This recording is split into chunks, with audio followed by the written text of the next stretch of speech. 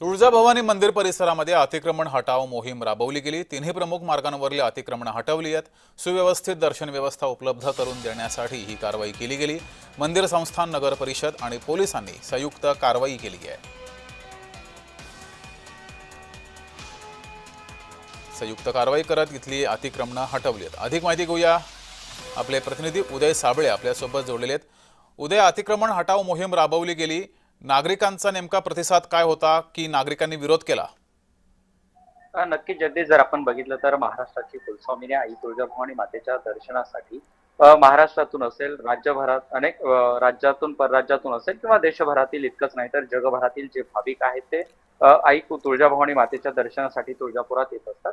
खरं तर दररोज हे भाविकांची गर्दी असते, मात्र जर आपण विशेष करून बघितलं तर नवरात्र उत्सवाच्या काळात या भाविकांची दररोज येण्याची जी संख्या ती लाखापेक्षा अधिक असते आणि त्यामुळे जो आहे तो अतिक्रमणाचा त्रास येणाऱ्या जाणाऱ्या भाविकांना निश्चितपणे होत होता। आणि त्यासाठी जर आपण बघितलं तर तुळजापूर नगर परिषद असेल, तुळजाभवानी मंदिर संस्थान असेल आणि पोलीस प्रशासन असेल यांच्याकडून ही संयुक्तपणे कारवाई करण्यात आली आहे। तुळजाभवानी मंदिर परिसरातील महाद्वार रोड असेल, भवानी रोड असेल, जे काही तिन्ही प्रमुख रोड आहेत त्या रोडवरील अतिक्रमण हटवण्यात आलंय। इतकंच नाही तर जगदीश, आपण जर बघितलं तर जे रोडवरचे जे अडथळे आहेत ते दूर करण्यात आले। फेरीवाले जे असतील, व्यावसायिक असतील, ज्यांचं अनधिकृत अतिक्रमण आहे ते काढण्यात आले आणि ठीक आहे, त्यामुळे निश्चितपणे जर आपण बघितलं तर भाविकांना याचं मोठी सोय होणार आहे। ठीक आहे, त्रास कुठल्याही भाविकांना होणार नाही। ठीक आहे। उदय, तुम्ही असेच जोडलेले रहा।